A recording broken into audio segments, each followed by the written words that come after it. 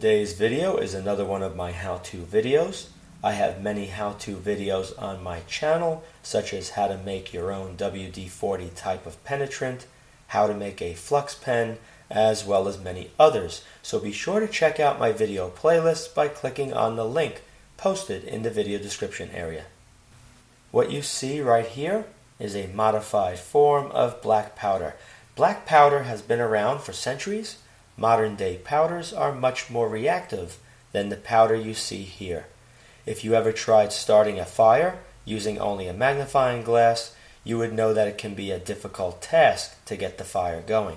The purpose of this powder is to be able to use small amounts along with a magnifying glass or spark igniter to easily start a fire.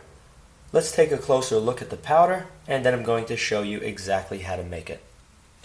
Let's open it up. You always want to store it in an airtight container.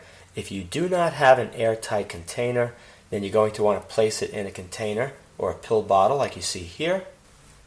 Take a Ziploc bag, a small one like you see here. Place the bottle inside along with a desiccant pack. The desiccant pack is going to absorb any moisture and make sure that powder stays nice and dry so it ignites very easily.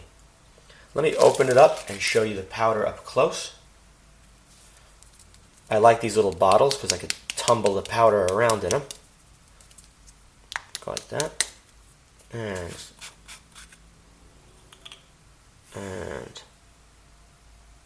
it's actually gray, not really black. It's very, very fine. Alright. And you notice there's little sparkles in there. What I did to make the temperature hotter to allow for easier ignition of kindling is I added some finely powdered magnesium to the mix. Let me show you now what you have to do to get this all put together. The first thing I want to do is show you everything that you're going to need in order to make the powder. You're going to need a small bottle of sulfur. You could pick this up online. It's very inexpensive. Also going to need potassium nitrate. It's a white crystal. It's an oxidizer. It's also known as saltpeter. When you go to purchase it, it will be listed as a food preservative. You're also going to need a charcoal briquette right there. A couple of plastic cups in order to mix the ingredients together in. I use a glass rod to stir everything. A small digital scale. Move that over there. You're also going to need a fine mesh screen like you see here. After you pulverize the charcoal into a fine powder, you're going to sift it to remove any large particles. When you purchase the sulfur, it's very powdery. We're going to have to make sure the charcoal and the potassium nitrate crystals are just as powdered as the sulfur. In order to do that, you push this out of the way here, you're going to need a mortar and pestle, which is right there. You're going to place the charcoal in here, the right amount, and then you can take a closer look at the inside. There's grooves, and once the material is placed in the mortar, you take the pestle right here and you place it inside and you grind around and back and forth, and the material gets between the ribs, all these little rings you see here, and the end, and you keep grinding and grinding until it becomes a very fine powder. This mortar and pestle was purchased locally for around $10. They're very inexpensive. If you cannot find one locally, then you can purchase one online. It is an absolute must to have one of these. We're going to have sulfur, potassium nitrate, charcoal. The other ingredient that I said earlier is going to be magnesium powder. Once the mixture is the correct ratio, which I'll show you in a minute, you're going to be adding some very, very tiny filings of magnesium to that powder in order to make the temperature of the powder hotter when it burns. Now you can purchase the powder online, or you can do what I do. Let me move some of this out of the way. This is what I use right here. This is a magnesium float. It is a concrete finishing tool. You can pick this up at your local home improvement store for around $20, and you get this huge plate of magnesium which you can file and get as many tiny filings out of it as you need. I only paid around $4, there it is, at my local Habitat for Humanity store. You could probably pick these up secondhand, but it is a great source of magnesium rather than spending a lot of money and getting small amounts of powder sent to you in the mail.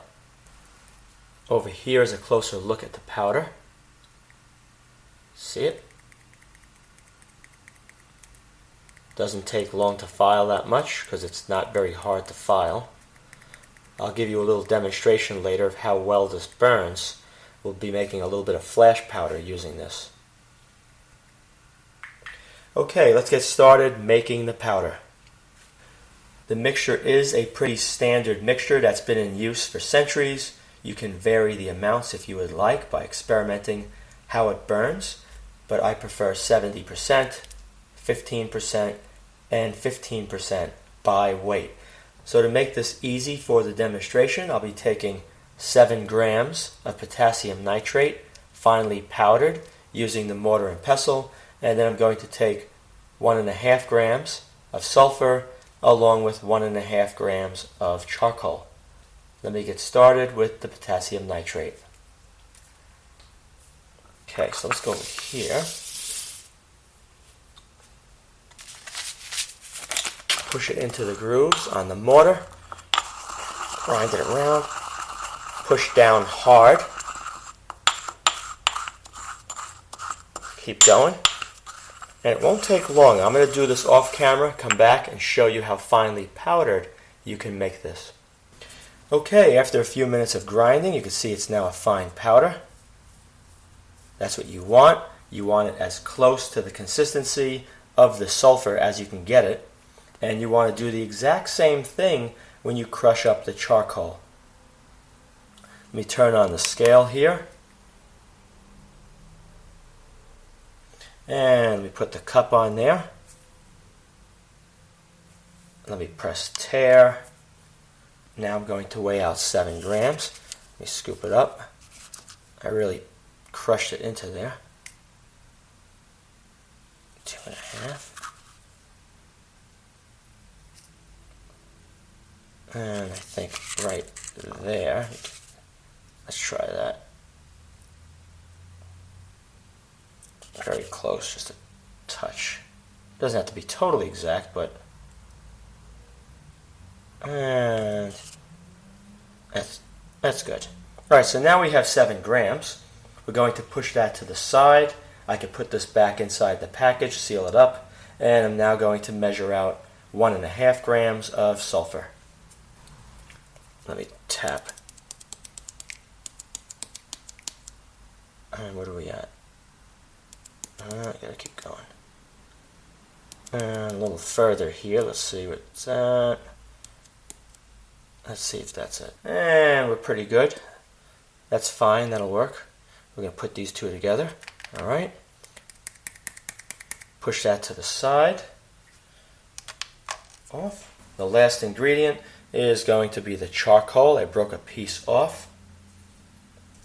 I'm going to start mashing that up. Alright. It'll be a lot easier off camera, so let me get that finely pulverized, come back and show you. Okay, it's now a very fine powder. Might be a little hard to see, but I could touch it and you can see it's perfect.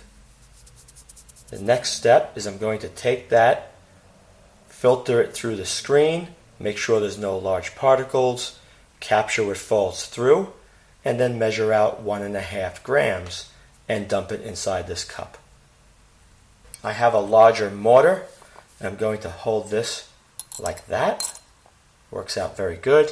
And I'm going to take the powder from the other mortar and dump it in. Make sure there's nothing large in there.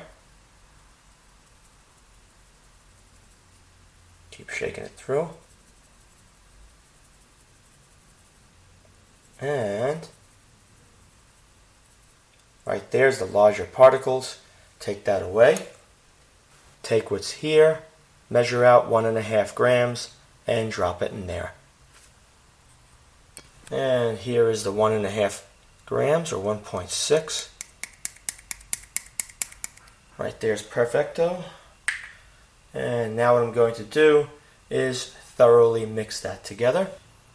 And right there is the finished mix. I'm going to take a little bit right now, place it on a stone and light it with a match, and then I'm going to take it outside with a magnifying glass to show how easy it ignites. Once I show you those two things, I'm going to be adding some finely powdered magnesium. That'll make it burn a lot brighter, whiter, and hotter.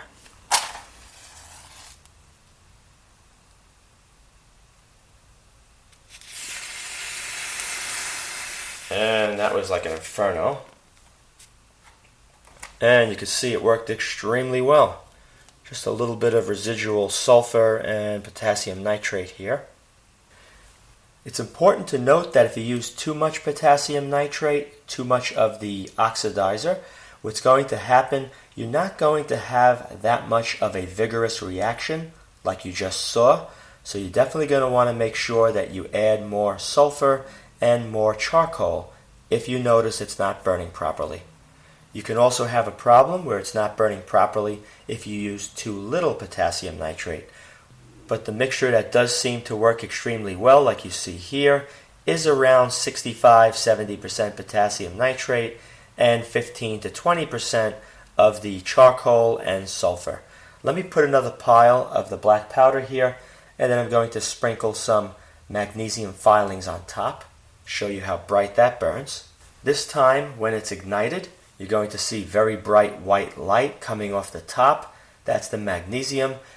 After this is done, I'm going to show you the percentage that you should add to the black powder when you mix it together to use for the final mixture. Here we go.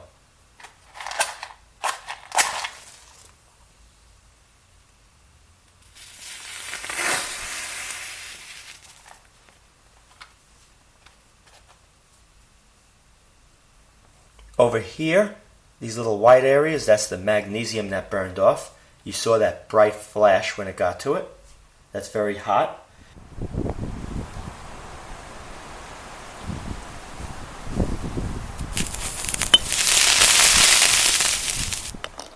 Magnesium can be purchased in a ribbon form like you see here. It's pretty cool stuff. Usually what people will do, if you mix up thermite or something else that requires a high ignition temperature, you can insert the magnesium into the pile and then light it. It is kind of difficult to light. Usually a small propane torch will do it, but I'm going to demonstrate right now using a match. When this burns, it is very, very bright. It will light up a 2-car garage with no problem at all. Let me give you a quick demonstration.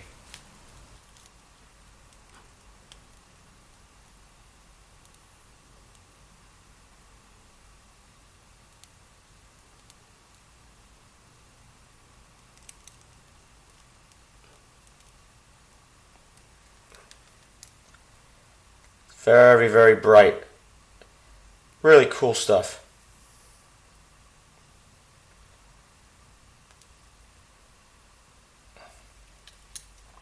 And you can see we're left with that same white powder. Now I'm going to take this right here, and I'm going to take the fine magnesium filings and dump them inside the black powder and mix it together. That will be the final mixture. It will give you a hotter burning black powder, and I found out that around 20 to 25% versus what's in here. So if this is 10 grams, you could add around 2.5 grams. It will ignite really well and give you a lot of heat when trying to start a fire. I hope you enjoyed this video. If you did, please rate it a thumbs up, subscribe, and post links to this video on other websites and blogs. Also be sure to check out my video playlist as well. Thank you very much for watching.